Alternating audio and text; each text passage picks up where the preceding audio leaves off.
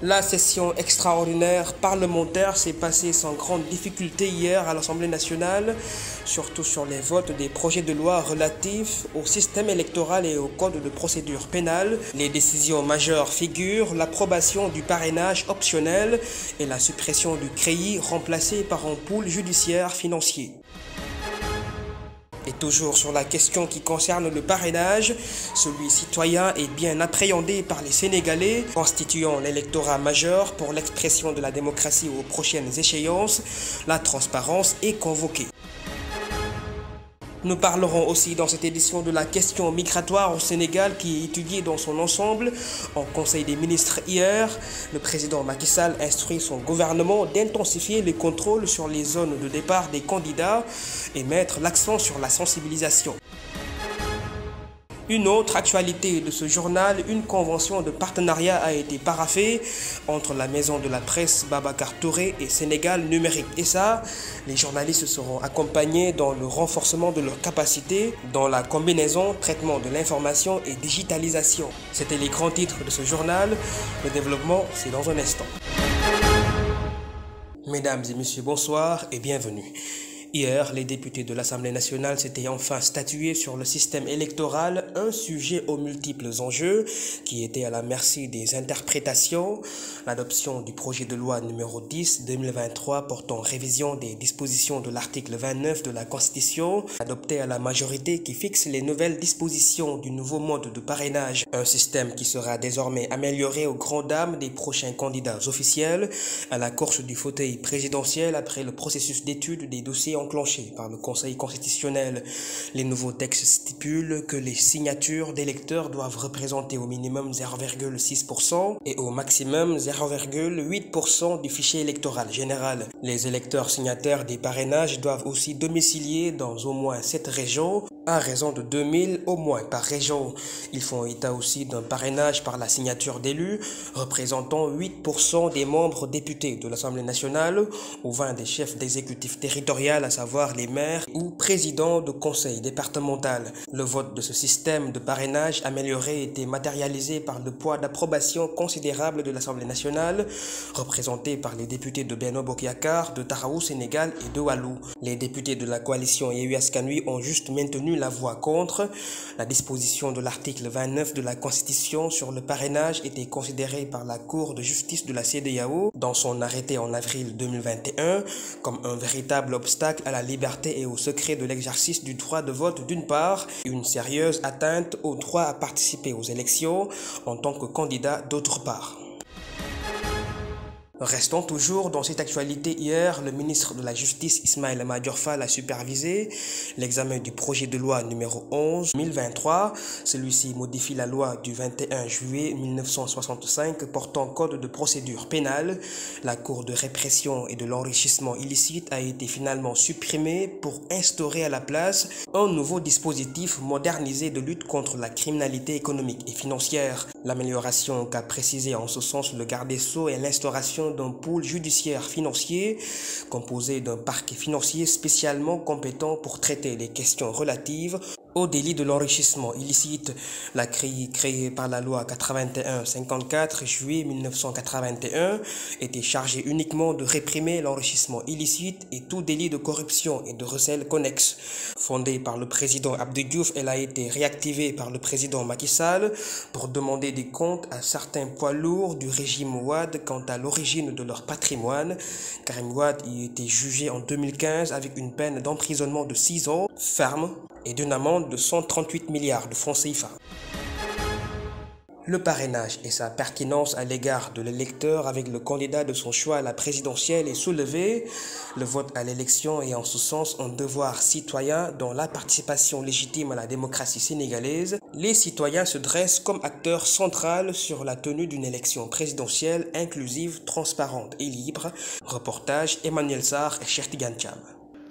Au Sénégal, les députés ont adopté hier à l'Assemblée nationale le projet de la révision de la Constitution. Ce projet prévoit d'assouplir le système de parrainage incontournable à la participation à l'élection présidentielle du 25 février 2024. Les citoyens représentatifs de l'électorat sont impliqués dans ce processus. Selon moi, le format adopté est très adéquat si ce sont les citoyens qui assurent le second rôle du parrainage. Cela permet de passer facilement le filtrage des candidats à l'élection présidentielle. Il fallait que le taux soit rabaissé pour permettre aux leaders politiques moins influents de participer à la présidentielle de 2024. Mais pas seulement les leaders influents, cela fait vivre la démocratie. Après la révision exceptionnelle des listes électorales pour la prochaine élection présidentielle, le taux de l'électorat semble surpasser le précédent, un atout pour les candidats. D'après la section des révisions, les listes électorales, j'ai constaté que les citoyens se sont inscrits massivement. Cela permet aux candidats d'obtenir les signatures afin de combler le taux demandé. Aujourd'hui, le jeu politique est équilibré pour tous les partis politiques au Sénégal. Il faut noter aussi que la participation de la jeunesse est aussi un atout. Donc, tu sais que la carte est jouable pour tout le monde. L'organisation d'une élection présidentielle inclusive, libre et transparente est souhaitée et qui ne serait possible que par la satisfaction de certaines garanties. Une bonne communication.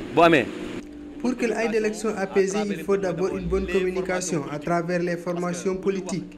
Ensuite, les citoyens doivent s'engager pour militer à un parti politique afin de pouvoir contribuer au débat politique. Il y aura forcément des débats contradictoires, mais les citoyens doivent éviter des discussions qui incitent à la violence afin de contribuer à une élection présidentielle apaisée. Voilà, responsable et on peut les amener à ce que nous puissions voter si Jamak Salam. Le projet de loi portant révision de la Constitution traite spécifiquement la question du parrainage. Cette loi consiste à abroger et à remplacer les dispositions de l'article 29 de la Constitution. Les candidats à l'élection présidentielle auront besoin soit de la signature d'électeurs représentant au minimum 0,6% et au maximum 0,8% du fichier électoral général, et étant domiciliés dans au moins 7 régions, à raison de 2000 au moins par région.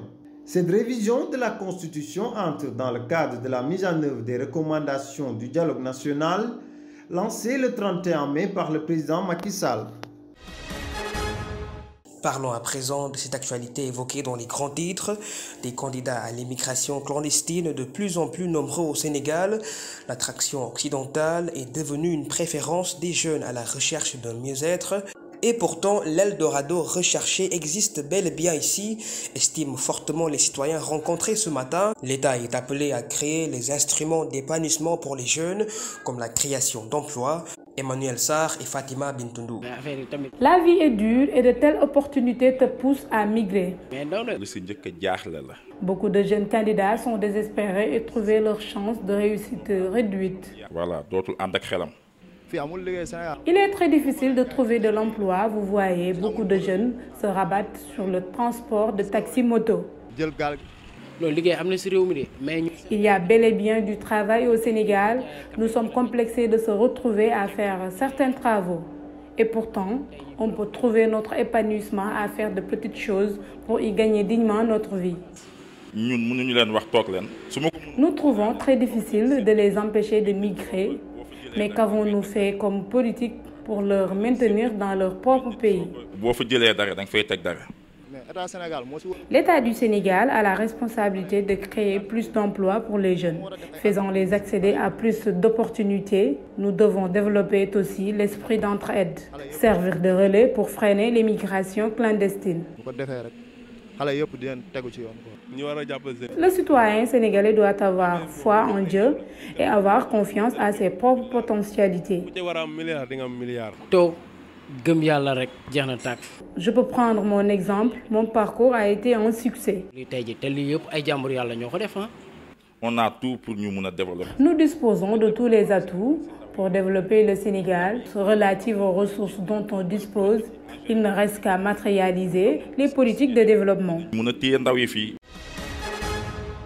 Pour freiner la vague des candidats à l'immigration clandestine, le président Macky Sall instruit le gouvernement de prendre toutes les mesures pour intensifier les contrôles au niveau des zones et sites potentiels de départ. La question migratoire était au cœur du Conseil des ministres, avec le drame qu'a enregistré le Sénégal suite au chavirement d'une pirogue d'une 60aine d'émigrés au niveau de l'embouchure du fleuve Sénégal le mercredi 12 juillet passé vers 4 heures du matin, qui a fait 8 morts et 4 rescapés comme bilan provisoire. Des politiques préventives ont été identifiées sur recommandation du chef de l'État, qui insiste sur la sensibilisation et l'accompagnement des jeunes à travers le renforcement des actions publiques multisectorielles de lutte contre les migrations clandestines. Parlons à présent éducation, les résultats du baccalauréat sont satisfaisants, c'est du moins l'analyse de l'Office diocésain de l'enseignement catholique de Dakar qui affiche une moyenne globale de réussite de 94,84%. Selon le directeur Abbé Georges Diouf, tous les établissements de l'ODEC ont atteint un taux de réussite supérieur à 90% à l'exception d'un seul. Cette performance annuelle est sous-tendue par l'assiette des mentions. L'Office national diocésain de l'enseignement catholique de Dakar a enregistré 728 mentions, dont 16 mentions très bien, 156 mentions bien et 556 mentions assez bien. L'Office du baccalauréat vient de publier les résultats globaux de la session 2023 du baccalauréat au Sénégal. Selon l'Office, 51 des candidats au bac ont eu leur diplôme. Ce résultat correspond à la moitié sur un nombre de 155 109 inscrits répartis dans tout le territoire national. Je l'annonçais en début d'édition, journalisme et digital, une synergie entre la Maison de la Presse et Sénégal Numérique SA permettra le renforcement des capacités par la signature d'une convention. L'appropriation sera faite par les journalistes et les techniciens des médias d'outils de travail pour une meilleure efficacité dans l'atteinte des objectifs sur la base des critères d'intérêt, de nouveauté et de proximité. Voici les propos de Barangay, directeur général de la Maison de la Presse Babacar Touré, et Cheikh Bahoum, directeur général de Sénégal Numérique SA. Cette convention que nous venons de signer sera l'occasion, encore une fois, de renforcer ce partenariat, de développer le renforcement de capacités, de former les nouveaux types de journalistes où le numérique véritablement vient bousculer la manière de faire le traitement de l'information. Donc sur toutes ces questions, nous avons eu à l'aborder avec le directeur général et son équipe et nous sommes persuadés, en tout cas ensemble, nous allons renforcer cette offre pour la presse sénégalaise pour davantage la professionnaliser et vraiment montrer en tout cas toutes les capacités que le Sénégal a dans ce domaine pour vraiment permettre en tout cas aux Sénégalais de disposer d'une information de qualité. Les nouvelles orientations de ce partenariat mettent l'accent sur la formation et le renforcement des capacités des acteurs des médias. Nous avons aujourd'hui des associations faîtières. Nous avons comme mission principale justement d'accompagner les entreprises de presse dans la formation et dans le renforcement de capacités, justement dans le contexte qui est le nôtre, où notre métier est extrêmement caractérisé par, disons, les mutations du digital. Il était extrêmement important de pouvoir compter sur l'expertise, sur le savoir-faire de Sénégal Numérique SA. Et dans ce sens, il y a une expression de besoin qui est déjà formulée à notre niveau et Sénégal Numérique SA s'est engagé véritablement à nous accompagner dans ce sens. Cheikh Omar Diagne et l'activiste Abdou Karim Gueye, alias Khomrak, n'ont pas bénéficié de liberté provisoire malgré l'interjection appel de leur avocat, Maître Moussa Sarr. Les deux mis en cause sont en détention depuis le 23 mars 2023. Ils sont placés sous mandat de dépôt pour atteinte à la sûreté de l'État. Terminons cette édition du soir par cette actualité sportive. La mesure conséquente a été prise par la Fédération sénégalaise de football après les incidents qui ont eu lieu le mercredi passé, favorisant l'interruption de la demi-finale de la Coupe du Sénégal entre Guédiawaye FC et Jaraaf.